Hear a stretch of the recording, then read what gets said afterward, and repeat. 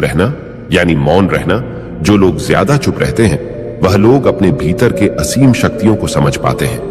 गौतम बुद्ध के अनुसार मौन की शक्ति इतनी ज्यादा है कि वह हमारे अंदर के सारे तनाव, सारी की सारी चिंता और भय को खत्म कर देता है और लोगों के बीच हमें एक होशियार और आकर्षित मनुष्य बना देता है।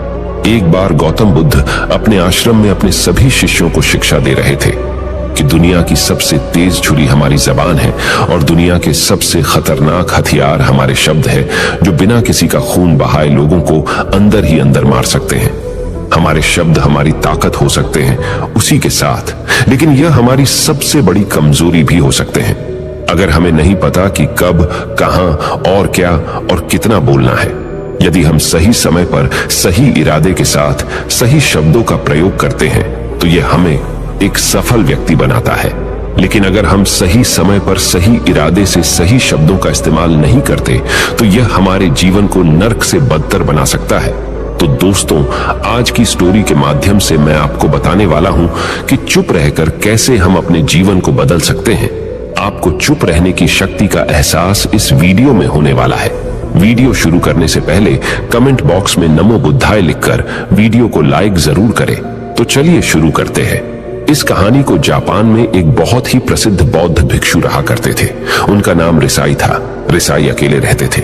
दुनिया के शोर शराबे से दूर जंगल में वो रहते थे और वह बड़े ही ध्यानी और प्रभु भक्त व्यक्ति थे, इसलिए वह पूरे जापान में बहुत अधिक प्रसिद्ध थे। एक दिन एक राजकुमार रिसाई के पास आया और बोला, हे प्रिय भिक्षु, मैं हमेशा थका हुआ, निराश और परेशान महसूस करता हूँ। मेरा मन बहुत अशांत रहता है। हालांकि मेरे पास सब कुछ है, दौलत, शोहरत, सुख सुविधाएं जो हर व्यक्ति चाहता है या पाने की इच्छा करता है, लेकिन फिर भी मेरे अंदर इतनी अशांति और चिंता क्यों है? रिसाई ने उसकी बात बहुत ही ध्यानपूर्वक सुनी और कुछ सोचने के बाद कहा, तुम इस प्रश्न का उत्तर जानते हो, बस तुमने कभी इस प्रश्न को हल करने की कोशिश नहीं की है। रिसाई ने आगे कहा, मैं एक रिसर्च करना चाहता हूं, क्या तुम मेरा साथ उसमें दोगे? इस रिसर्च के बाद तुम्हारे जीवन में किसी भी तरह की अशांति और चिंता नहीं रहेगी। ये बातें सुनकर राजकुमार बहुत हैरान था। उसने रिसाई से कहा, बताइए मुझे क्या करना होगा? अपने मन की शांति के लिए मैं कुछ भी करने को तैयार हूं। राजकुमार की इन्हीं बातों को सुनकर भिक्षु ने कहा, तो फिर आप अगले 15 दिन के लिए मेरे आश्रम में रहोगे और एक सामान्य व्यक्ति की तरह अपना जीवन व्यतीत करोगे और इन 15 दिनों में तुम अकेले और चुपचाप रहोगे, जितना हो सके कम बोलोगे। राजकुमार उस भिक्षु की बातें सुनकर सहमत हो गया। पहले दिन राजकुमार को लगा कि उसका मन सामान्य से अधिक अशांत और विचलित है। उसके मन में तरह तरह के विचार आ रहे हैं थे और वह आम लोगों की तरह जीवन जीने में असहज महसूस कर रहा है। उसे अंदर से बोलने की इच्छा हो रही थी, लेकिन वह चुपचाप रहा। उसके मुंह से एक भी शब्द नहीं निकला, बस वह चुपचाप बैठा रहता। लेकिन रात होते होते उसे अंदर ही अंदर शांति का अनुभव होने लगा। उसके लिए यह अनुभव अजीब था। वह खुद से पूछ रहा था कि वह अंदर ही अंदर इतना खुश क्यों है और उसकी आंतरिक बेचैनी और चिंता कम क्यों होने लगी है। अगले दिन राजकुमार अकेला चुपचाप बैठा रहा और वह प्रकृति को निहार रहा। वह पौधों को, फूलों को, आकाश में उड़ रहे पक्षियों को, वह अपने जीवन में पहली बार यह अद्भुत दृश्य महसूस कर रहा था कि उसके पास कितनी सुंदरता है। वह दिन भर प्रकृति की सुंदरता को निहारता रहता और उसकी ताजगी को महसूस करता रहता। इसी तरह से 10 दिन बीत गए और उसके मन की सारी बेचैनी, सारी हलचल, सारी उथल पुथल और सारा तनाव गायब हो गया। 11वें दिन की सुबह राजकुमार फिर से एकांत में बैठ गया और कुछ ही मिनटों में उसकी आंखें अपने आप बंद हो गईं और वह गहरे ध्यान में चला गया। वह पूरे दिन वहीं पर आंखें बंद करके बैठा रहा और गहरे ध्यान में डूबा रहा। ना कोई शब्द, ना कोई चिंता। राजकुमार भीतर से असीम शांति और आनंद से भर गया। राजकुमार अपने बाकी के 4 दिन इसी तरह गहरे ध्यान में व्यतीत करने के बाद 15 दिन बाद रिसाई के सामने प्रस्तुत हुआ और रिसाई को प्रणाम करके बोला, प्रिय भिक्षु, मुझे उत्तर मिल गया कि मेरे मन में इतनी उथल पुथल और चिंता क्यों थी। मैं जान गया कि मेरा मन इतना अशांत और विचलित क्यों था। रिसाई मुस्कुराते हुए पूछा, बताओ क्या उत्तर मिला तुम्हें? राजकुमार ने कहा, मैं आवश्यकता से अधिक बातें करता था। मैं किसी पर भी अपने शब्द और ऊर्जा व्यर्थ करता था। मैं दिन भर अपने लोगों से फालतू की बातें करता रहता और फिर उन्हीं के बारे में अकेले में सोचता रहता और ज्यादातर समय नकारात्मक ही सोचता रहता। इस तरह मैं बस अपना समय बर्बाद कर रहा था। ज्यादा बोलने और नकारात्मक सोचने की वजह से मेरा मन अशांत और बेचैन हो गया था और इसी वजह से मैं किसी भी काम को ठीक से नहीं कर पा रहा था, जिसकी वजह से मैं हर काम में असफल होने लगा और फिर इन्हीं लगातार मिलने वाली असफलताओं की वजह से ही मैं और भी उदास और चिड़चिड़ा हो गया। इन्हीं सभी चीजों की वजह से मेरा जीवन नष्ट हो रहा था। लेकिन यहां पर बिताए हुए 15 दिन मेरे लिए पूरी तरह से अलग थे। मुझे कुछ अलग ही एहसास यहां पर हो रहा था। अब मुझे ऐसा लग रहा है मैं अपना जीवन पूरी तरह से जी रहा हूं, लेकिन इससे पहले मैं अपना जीवन गलत तरीके से जी रहा था। और मैंने यह भी सीखा कि हमें सिर्फ ध्यान करने की जरूरत नहीं है। ध्यान अपने आप होता है जब हम शांत और मौन होते हैं।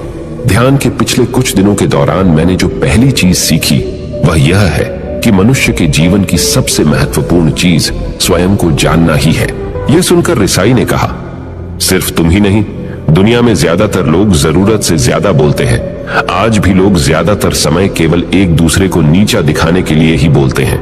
कुछ लोग ना चाहते हुए भी बातें करते हैं और अपना जीवन बर्बाद कर लेते हैं। रिसाई ने राजकुमार को चुप रहने का महत्व समझाते हुए कहा। एक बार गौतम बुद्ध से उनके शिष्यों ने पूछा, प्रिय बुद्ध, आप ज्यादातर समय चुप क्यों रहते हैं? बुद्ध ने कहा, क्योंकि चुप रहने से व्यक्ति अंदर से अनंत शांति की गहराइयों में होता है। मौन अपने भीतर उतरने की पहली सीढ़ी है।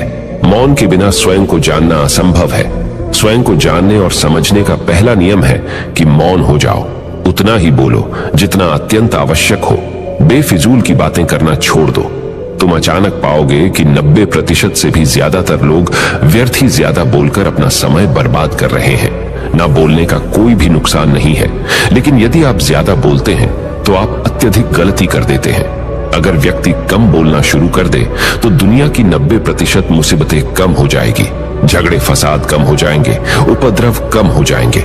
अगर लोग थोड़ा चुप रहना सीख लिए, संसार की बहुत सारी समस्याएं हैं, बहुत सारा उपद्रव सिर्फ बोलने से पैदा होते हैं। सारी बात मौन सीखने की है।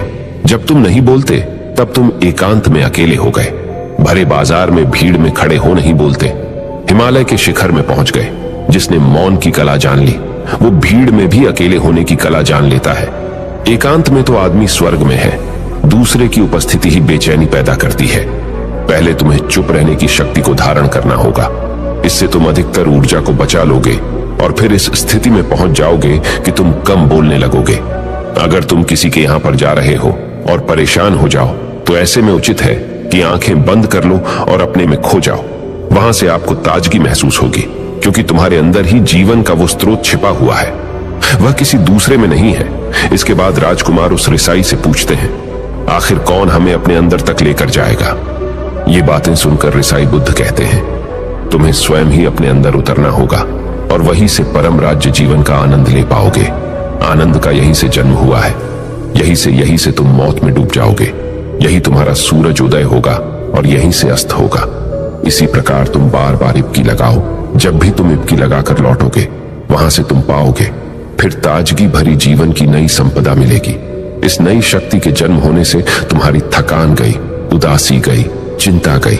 जैसे कोई स्नान करके लौटता है तो शरीर शीतल हो जाता है, शांत हो जाता है। ऐसे ही जब कोई भीतर से साफ होकर वापस आता है, मौन में स्नान करके लौटता है, तो समस्त अस्तित्व, समस्त व्यक्तित्व शांत और मौन हो जाता है, आनंदित हो जाता है। जब तुम आंतरिक मौन की उस पराकाष्ठा पर पहुंच जाओगे तब तुम पाओगे कि बोलने से भी तुम्हारा मौन खंडित नहीं होता, वो बना ही रहता है। उसकी एक अंतर्धारा लगातार तुम्हारे भीतर बहती रहती है। तुम बोलते तो हो, तुम शब्द का उपयोग भी करते हो, लेकिन वो तुम्हारे मौन को खंडित नहीं कर पाती। एक बार गहरे मौन में स्थिर हो जाओ, फिर तुम्हारी वाणी में भी मिठास आ जाएगी। तुम्हारा बोलना संगीत पूर्ण होगा, तुम्हारा बोलना सत्य होगा। तुम बोलोगे तो दूसरों पर भी शीतलता छा जाएगी। जैसे ही तुम अंदर से चुप होते हो, तुम इतने शक्तिशाली होने लगते हो कि समाज की निर्भरता तुम छोड़ने लगते हो और तुम्हारे जीवन में एक मस्ती आती है जो केवल दीवानों के जीवन में होती है। तुम्हारे चेहरे पर एक नई रौनक आ जाती है। तुम्हारी आंखें किसी अमृत के समान हो जाती है और तुम अनंत शांति के समुद्र में डूबने लगते हो। इतना कहकर भिक्षु रिझाई ने अपनी बात खत्म की और वो मौन में चले गए। राजकुमार उनका धन्यवाद कर कर अपने महल में चला गया। दोस्तों, आपने भी अनुभव किया होगा कि बहुत ज्यादा बात करने से दिमाग अशांत हो जाता है, जिससे हम अपने दिमाग पर नियंत्रण खो देते हैं और साथ ही अपना ध्यान भी खो देते हैं। जो लोग बहुत ज्यादा बोलते हैं उनके पास किसी एक काम पर ध्यान केंद्रित करने की काबिलियत नहीं होती। वो अपने किसी भी लक्ष्य पर पूरी तरह से ध्यान केंद्रित नहीं कर पाते। अगर हमारा दिमाग एक जगह केंद्रित नहीं है तो हम जीवन की सच्चाई नहीं समझ पाते और ना ही मनचाही सफलता कभी हासिल कर पाएंगे। इसके अलावा भी आपने देखा होगा कि जो लोग अधिक बोलते हैं वो अक्सर लोगों के बीच हंसी का पात्र बन जाते हैं, और जो लोग कम बोलते हैं और अपनी बात पर कायम रहते हैं उन्हें लोगों से सम्मान मिलता है। लोग उनकी बातों को सुनते हैं और उन पर भरोसा भी करते हैं। जो लोग जरूरत से अधिक बोलते हैं और अपने विचारों के बारे में पक्के नहीं होते, उनका दिमाग स्थिर और विचलित रहता है, शोर से भरा रहता है, और एक अशांत दिमाग वाला व्यक्ति जीवन में किसी भी चीज में सफल नहीं हो पाता, क्योंकि वह किसी भी काम में फोकस नहीं कर पाता। यदि किसी व्यक्ति को यह पता है कि उसे कब, कहां और क्या बोलना है, तो वह व्यक्ति सच में बहुत बुद्धिमान है, और ऐसा व्यक्ति जहां भी जाता है उसका व्यक्तित्व आकर्षण का केंद्र बन जाता है, और वह जो कुछ भी करता है उसमें सफल अवश्य होता है। अगर हम किसी महान और सफल व्यक्ति के व्यक्तित्व को गहराई से देखें तो पाएंगे कि वो कम बोलते हैं और कम से कम शब्दों में अपनी बात खत्म कर देते हैं। वो बोलने से पहले वो चीजों और जिसके बारे में उसे बोलना है उनके बारे में गहराई से सोचते हैं। लेकिन जो लोग बहुत ज्यादा बोलते हैं, बहुत बार वो झूठ भी बोलते हैं और अपनी बातों से दूसरों के मन और विचारों पर कचरा डालते रहते हैं।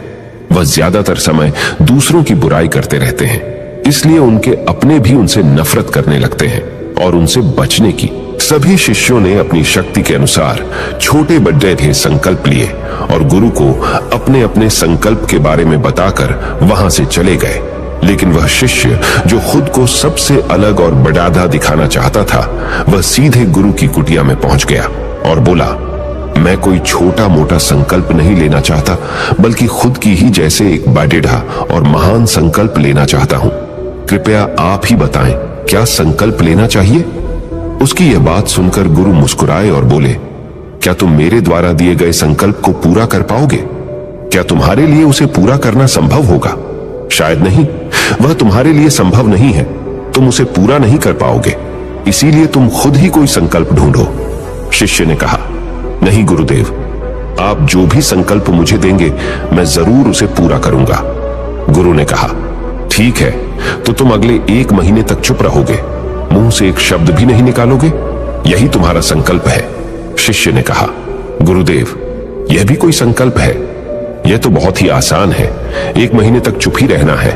आप कोई बड़ेढ़ा संकल्प दीजिए जो मेरी योग्यता के लायक हो, जिसे पूरा करने में मुझे समस्या हो। गुरु ने कहा, पहले तुम इस संकल्प को तो पूरा करके दिखाओ। शिष्य ने गुरु की बात मान ली और वह उसी समय चुप हो गया और पलटकर कुटिया से बाहर चला गया। उसे चुप रहना बहुत आसान लग रहा था। उसने एक दिन तो जैसे तैसे चुप रहकर काट लिया, लेकिन दूसरे दिन से उसके मन में ना बोलने का बोझ बढ़ने लगा। तीसरे दिन उसे भारीपन महसूस होने लगा और चौथे दिन उसके अंदर एक अजीब सी बेचैनी होने लगी, क्योंकि आसपास आश्रम के सभी शिष्य एक दूसरे से बातें कर रहे थे। वह भी अपना पक्ष उनके सामने रखना चाहता था, उनकी बोलती बंद कर देना चाहता था, लेकिन उसका संकल्प उसके आड़े आ रहा था। इसीलिए वह पूरे दिन सिर्फ मुंह और आंखें बनाता रहता। इसी तरीके से कुछ दिन और बीते और वह शिष्य बीमार पड़ गया। उसका सिर फटा जा रहा था, उसका खाने पीने तक का मन नहीं कर रहा था, वह सिर्फ बोलना चाहता था। वह गुरु के पास गया और उनके सामने बैठकर लिखकर उन्हें बताया, गुरुदेव, मैं बोलना चाहता हूं, बिना बोले मुझे सांस नहीं आ रही, मेरा दम घुटता जा रहा है, मैं अंदर ही अंदर पागल हुआ जा रहा हूं, मैं क्या करूं? संकल्प तोड़ दूं क्या? यह पढ़कर गुरु मुस्कुराए और बोले, संकल्प तो तोड़ने के लिए ही होते हैं, लेकिन जो अपने संकल्प को पूरा कर लेता है वही अपनी आंतरिक शक्ति को बढ़ाता है, और जो अपनी आंतरिक शक्ति को बढ़ा लेता है वह समाज और जागृति की राह पर आगे भी आज जाता है। संकल्प का लेना भी तुम्हारे हाथ में था और इसे तोड़ना भी तुम्हारे ही हाथ में है। तुम्हारे बहुत से भाई अपने संकल्प को तोड़कर अपनी पुरानी दिनचर्या पर वापस आ चुके हैं। अगर तुमसे नहीं हो पा रहा तो तुम भी संकल्प तोड़कर अपनी पुरानी दिनचर्या पर वापस जा सकते हो। लेकिन याद रहे, अगर आज तुम इस छोटे से संकल्प को नहीं संभाल पा रहे तो तुम अपनी बाकी की पूरी जिंदगी को कैसे संभाल सकोगे? बाकी फैसला पूरी तरह से तुम्हारे हाथों में है। गुरु की यह बात उस शिष्य के दिल में चोट कर गई। वह बिना कुछ बोले वहां से वापस चला गया और खुद को अपनी कुटिया में बंद कर लिया। वह केवल अपने जरूरी कामों के लिए ही कुटिया से बाहर निकलता, बाकी सारे समय कुटिया के अंदर ही बैठा रहता। 15 दिन बीत चुके थे और आश्रम के लगभग सभी शिष्यों का संकल्प अब तक टूट चुका था, लेकिन उसका संकल्प अभी भी जारी था। संकल्प लेने के बाद से अब तक उसने एक शब्द भी नहीं बोला था। सारा आश्रम हैरान था कि इतना बोलने वाला इंसान चुप कैसे हो गया। 15 दिन बीतने के बाद वह दोबारा अपने गुरु के पास गया और लिखकर बताया है, गुरुदेव, मैं बाहर से तो चुप हूं, लेकिन मेरे भीतर बहुत सी आवाजें हैं, बहुत सी चीख पुकार और शिकायतें हैं। मैं अंदर ही अंदर बात करता रहता हूं। मेरा मन तरह तरह के प्रश्न पूछता रहता है। मैं बाहर से जितना मौन हूं, भीतर से उतने ही शोर शराबे से भरा हुआ हूं। क्या इस तरह से मेरा संकल्प अभी भी जारी है?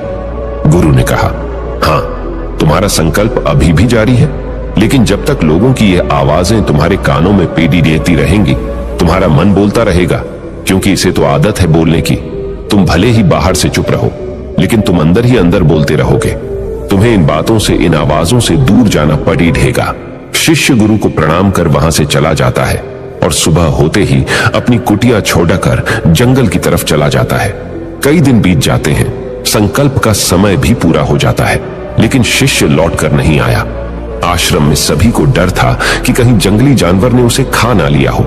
इस बीच उसे ढूंढने की बहुत कोशिश की गई, लेकिन वह कहीं नहीं मिला। सभी गुरु भाइयों ने मान लिया था कि जंगली जानवरों ने उसे अपना शिकार बना लिया है, लेकिन गुरु को ऐसा नहीं लगता था। एक दिन आश्रम का एक अन्य शिष्य गुरु के पास आया और बोला, गुरुदेव, हमारे उस अधिक बोलने वाले भाई के साथ क्या हुआ होगा? क्या जानवर ने उसे मार दिया होगा? गुरु ने कहा, हो सकता है कि जानवरों ने उसे अपना शिकार बना लिया हो, लेकिन उसके न लौटने की एक दूसरी वजह भी हो सकती है। शायद उसे वह मिल गया है जिसके लिए वह गया था। फिर शिष्य ने पूछा, गुरुदेव, क्या ज्यादा बोलना इतना हानिकारक होता है? गुरु ने कहा, इंसान के जीवन के बहुत सारे दुखों में से एक दुख यह भी है कि वह कभी चुप नहीं रह सकता, हमेशा कुछ ना कुछ बोलता ही रहता है। सिर्फ हमारे बोलने के कारण हमारे आधे से ज्यादा दुख पैदा होते हैं। परिवार के अधिकतर झगड़ों की वजह हमारा बेमतलब बोलना ही होता है। हम में से कोई भी चुप नहीं रहना चाहता। हम बस सामने वाले को सुना देना चाहते हैं। जो भी हमारे मन में है, सब निकालकर उसके मन में बैठा देना चाहते हैं। उसे समझा देना चाहते हैं कि देख, तू गलत है और मैं सही। और इस तरीके से सब एक दूसरे की सडड ही गली बातों को ग्रहण कर रहे हैं। इस तरीके से सुनने और सुनाने का यह काम जिंदगी भर चलता रहता है। लेकिन इस नासमझी में हम अपना समय, अपना जीवन, अपनी समझ और सबसे महत्वपूर्ण व कीमती पल जो जिए जा सकते हैं, जिनको अनुभव किया जा सकता है, जिनमें आनंद को प्राप्त किया जा सकता है, यह सब खो देते हैं। लेकिन इसके बदले हमें मिलता क्या है? कुछ नहीं। सब व्यर्थ और बर्बाद हो जाता है। इस पागलपन में हमने क्या खो दिया, इसका एहसास केवल कुछ ही लोगों को हो पाता है। बाकी लोग जैसे उन्हें अपने आने का पता नहीं, वैसे ही उन्हें अपने जाने का भी पता नहीं चल पाता। शिष्य ने कहा, तो फिर इसका समाधान क्या है? गुरु ने कहा, पूरी जागरूकता के साथ अपने विचारों को देखना यही एकमात्र तरीका है। सारी मानसिक समस्याओं का वर्तमान में रहकर चिंतन करना, पूरी जागरूकता के साथ अपना काम करना जिंदगी में चमत्कारिक बदलाव ला देता है। उसके बाद वह शिष्य गुरु से अपने प्रश्नों का उत्तर पाकर उनको प्रणाम करके वहां से चला गया। उस शिष्य को आश्रम छोड़कर गए हुए 3 महीने का समय बीत चुका था, लेकिन उसकी कोई खबर न थी। अब तक तो सभी गुरु भाइयों ने भी उसके वापस लौटने की उम्मीद छोड़ दी थी। लेकिन एक दिन वह आश्रम लौट आता है। उसे देखकर सभी के आश्चर्य और खुशी का ठिकाना न रहा। लेकिन अब वह नहीं था जो यहां से गया था, वह कुछ और ही बनकर वापस आया था। उसके अंदर एक गजब का बदलाव महसूस किया जा सकता था। उसके चेहरे पर एक गजब का ठहराव और आंखों में बनी शांति थी। आश्रम में आते ही सभी गुरु भाइयों ने उसे चारों तरफ से घेर लिया और बातें करने लग गए। वह भी अपने गुरु भाइयों से बातें करने लगा। उससे बात करने वाले सभी ने यह अनुभव किया कि अब वह पहले जैसा उतावला और बातूनी नहीं रह गया था। उसके मुंह से एक एक शब्द बहुत ही सुलझे हुए और मधुरता के साथ निकल रहे थे। थोड़ी देर तक गुरु भाइयों से बात करने के बाद वह सीधा गुरु की तरफ चला गया। उसने गुरु के चरण छुए और कहा, गुरुदेव, क्या मैं अब भी मौन हूं? क्या अब भी मेरा संकल्प जारी है? गुरु ने कुछ देर तक शिष्य की आंखों में बड्ढे ध्यान से देखा और कहा, हां, तुम अब भी मौन हो। तुम्हारे मुंह से एक भी शब्द निकल नहीं रहा और तुम्हारा संकल्प अभी भी जारी है। शिष्य ने कहा, गुरुदेव, जब मैं आश्रम से गया तो मैं मुंह से तो चुप था, लेकिन मेरे अंदर बहुत सी आवाजें थीं, मन में बहुत से प्रश्न थे और वह बंद नहीं हो रहे थे। तो मैं जंगल में चला गया, इस उम्मीद से कि वहां मुझे शांति मिलेगी और मेरे मन की बकबक कम हो जाएगी। लेकिन मैं जितना एकांत में जाता गया, मेरे अंदर की आवाज उतनी ही तेज होती गई। मेरे भीतर की पुरानी से पुरानी आवाज मुझे सुनाई देने लगी। तब जाकर मैंने महसूस किया कि मैं कितना गलत कर रहा था। जब मैं अपने परिवार वालों, दोस्तों को और गुरु भाइयों को बुरा भला कहता था तो उस समय मुझे लगता था कि मैं सही कह रहा हूं। जब मैं गुरु भाइयों की एक दूसरे से चुगली करता था और उनका मजाक बनाता, तब भी मुझे यही लगता था कि मैं उनसे बेहतर हूं और मैं सही कर रहा हूं। लेकिन उस दिन मैंने पहली बार महसूस किया कि मैं कितना गलत बोलता था। काफी दिनों तक ये आवाजें, ये शिकायतें मेरे अंदर चलती रही, लेकिन धीरे धीरे करके एक दिन ये सारी आवाजें मेरे अंदर से समाप्त हो गई। अब मैं भीतर से भी मौन हो गया। उस घने जंगल में बाहर से कोई बोलने वाला था नहीं और भीतर कोई आवाज बची ही नहीं थी। और मैं उस दिन पहली बार मौन का सही अर्थ समझा। मेरे चारों तरफ बहुत शांति थी।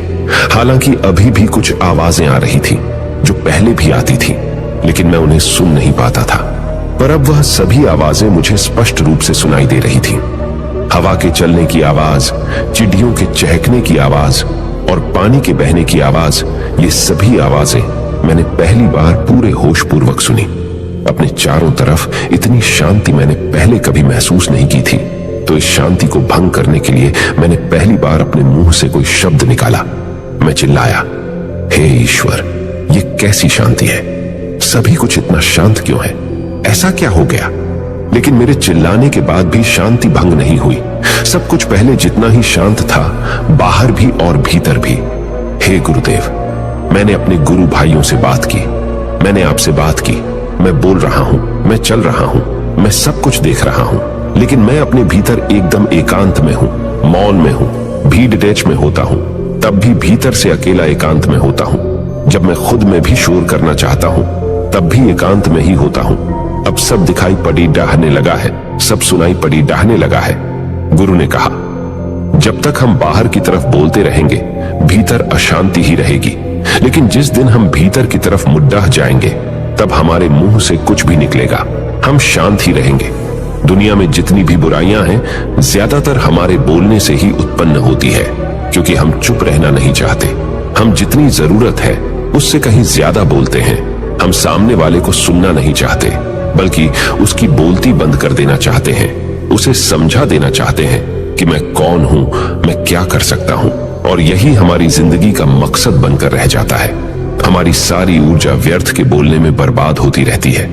ऐसे ही समाज में लोगों का जीवन दुखों से भर जाता है, जो हमेशा एक दूसरे को सुनाने में लगे रहते हैं। कभी एक दूसरे को सुनना नहीं चाहते, समझना नहीं चाहते, और चुप रहना तो उन्होंने कभी सीखा ही नहीं, क्योंकि चुप रहना उन्हें छोटा महसूस करवाता है। दुनिया की सभी लड़ाइयों का कारण हमारा बोलना ही है।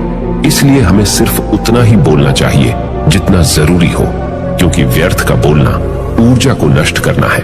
और यह बोलना ही हमें कभी अपने भीतर की ओर लौटने नहीं देता, क्योंकि यह हमें बाहर की ओर खींच कर रखता है। और बाहर है ही क्या इस संसार के अलावा। लेकिन अगर अपने भीतर के संसार की ओर मोड़ना है तो इस मुंह को बंद ही रखना चाहिए। इसीलिए जितने भी बुद्ध हुए, आत्मज्ञानी हुए, वह सभी एकांत की ओर भागे, ताकि उन्हें ज्यादा न बोलना पड़ी डेहे, ज्यादा सुनना न पड़ी डीहे। वह एकांत में रहे और शांत रहे, इसीलिए आसानी से भीतर की यात्रा कर पाए। लेकिन अगर कोई चाहे तो इस संसार में रहकर भी एकांत में रह सकता है, शांत रह सकता है। लेकिन इसके लिए उन्हें अपनी ऊर्जा बचानी होगी, जिसे वह अब तक अपने व्यर्थ के शब्दों में बर्बाद कर रहे थे। दोस्तों, इस कहानी की सीख यही है कि व्यर्थ का बोलना ऊर्जा को नष्ट करना है। ज्यादा और व्यर्थ बोलना ही हमें अपने भीतर की ओर लौटने नहीं देता, क्योंकि यह हमें बाहर की ओर झुकाए रखता है। और जिन्हें भीतर की यात्रा करनी है उन्हें अपने मुंह को बंद ही रखना चाहिए। मुझे उम्मीद है कि आपको यह कहानी पसंद आई होगी और काफी कुछ सीखने को मिला होगा। दोस्तों, सच्ची श्रद्धा से कमेंट में नमो बुद्धाय जरूर लिखिएगा। इस वीडियो को लाइक करें तथा अपने दोस्तों के साथ शेयर करें और हमें सब्सक्राइब करना ना भूलें। और हाँ, इस वीडियो से कोई भी सवाल है तो आप कमेंट में पूछ सकते हैं। अगर कोई नहीं है तो आप कमेंट में नमो बुद्धाय लिखना ना भूलें, क्योंकि आपकी कमेंट से हमें वीडियो बनाने का मोटिवेशन मिलता है। धन्यवाद।